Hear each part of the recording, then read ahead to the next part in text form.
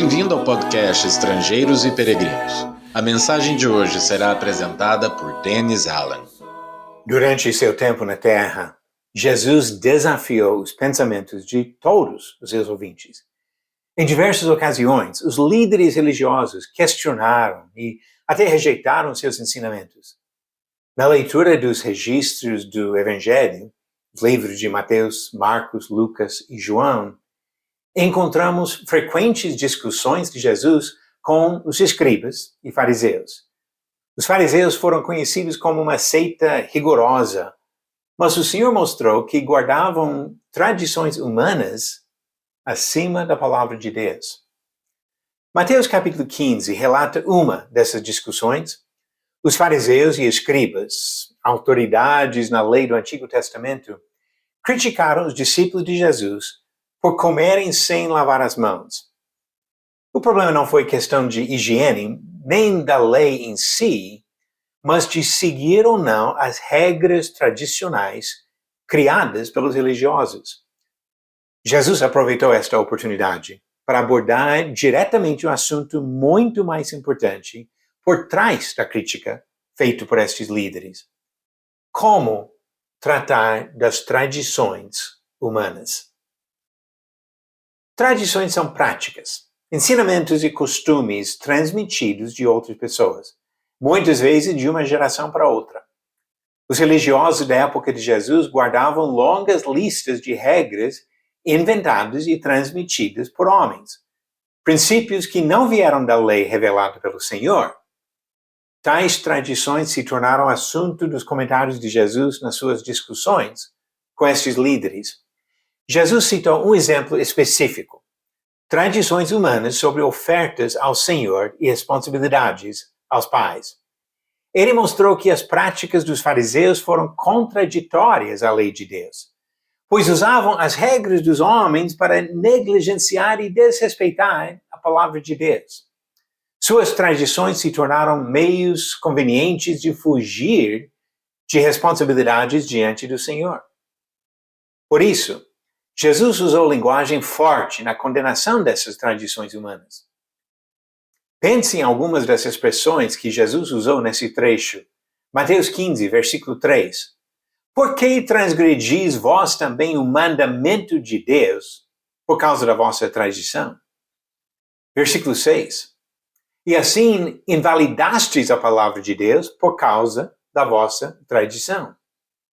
E versículo 9. Em vão me adoram ensinando doutrinas que são preceitos de homens. Essas palavras foram tão fortes que os líderes religiosos se escandalizaram, diz versículo 12. Mas Jesus não recuou. As palavras de Cristo são exigentes e frequentemente ofensivas aos ouvintes. A reação dos ouvintes mostra a atitude de seu coração e identifica a qualidade de cada um. Jesus comparou esses ouvintes às plantas no campo de um agricultor e disse que Deus faria uma separação. No versículo 13 de Mateus 15, ele diz: toda planta que meu Pai Celestial não plantou será arrancada.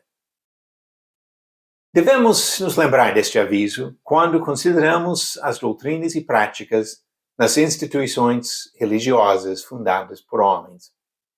Mesmo depois de ler as palavras desafiantes de Cristo, muitos tentam se justificar. Uma das defesas mais comuns é a afirmação de ser uma ovelha obediente. Pessoas dizem: eu sei que há práticas e doutrinas erradas na minha igreja, mas eu sou apenas uma ovelha submissa. O problema é dos líderes, os pastores ou padres. Não são culpa minha. Será que Jesus aceita essa desculpa? Será que os líderes são os únicos culpados? A resposta do Senhor a estas perguntas mostra a importância de cada um examinar suas práticas e a sua participação nas tradições humanas. Ele disse no versículo 14, deixai-os, são cegos guias de cegos. Ora, se um cego guiar outro cego, cairão ambos no barranco.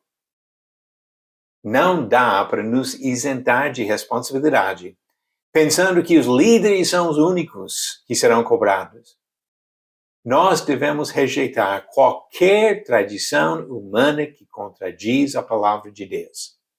E cada pessoa precisa aceitar a sua responsabilidade de buscar e seguir a vontade do Senhor.